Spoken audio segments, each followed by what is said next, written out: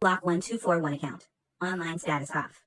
Posted in our ABDL by MacDonald-67 2 days ago. NSFW, why we feel shame. Hi babies. I want to start by saying this post is not at all a negative dig at ABDL.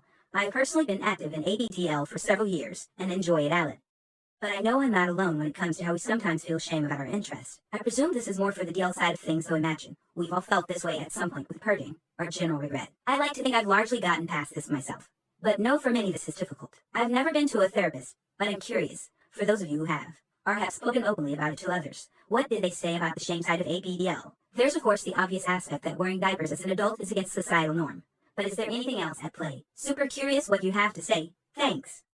10 upvotes, 14 comments. By Mr. Seatter, 2 days ago, 8 votes, level 1. Shame comes from external sources. It is a fear of being removed from a group, kicked out of the tribe if you will. People fear that if their secret gets discovered, they will be shunned. The source of this probably varies from person to person, but as someone who has potty trained a child, it is nearly impossible to do without teaching them that not using diapers is better than using them. Even if you do nothing but positive reinforcement, kids learn that wearing diapers is not what they should be doing. And at that age, your parents' approval, getting praised, is literally the best thing in the world. Parents also regularly shame their kids about accidents and wanting to be a big girl boy, or be like their big sister. And they are not doing so maliciously or with any ill intent. It is just a standard part of potty training. So take the mind of a very young child who wants to wear diapers, but also needs their parents' approval. That desire is going to cause shame. The conflict between their desire for the diaper and their desire for parental approval are in conflict. At that age, desire for parental approval wins. As they age though, and the diaper desire doesn't go away, the shame can grow and grow.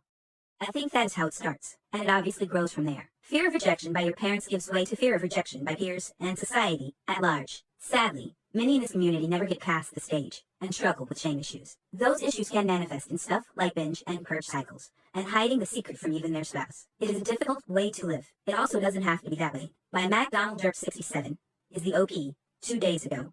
4 votes, level 2. That's a very interesting take, and I think sums things up pretty well. I guess it's difficult to ever fully dissociate from the stigma around wearing a diaper, especially if it's not for medical need. By Mr. Seatter, 2 days ago, 2 votes, level 3.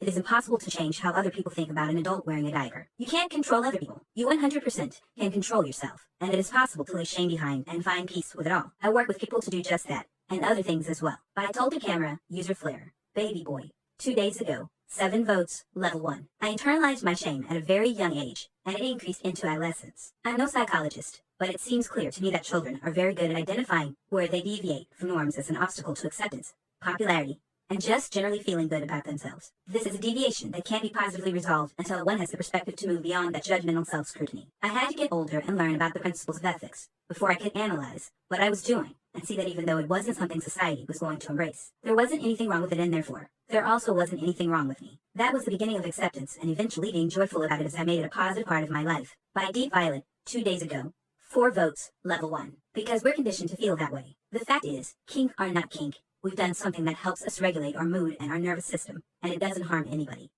There's nothing wrong with using non-harmful means to readjust our minds and bodies to something more peaceful or happy.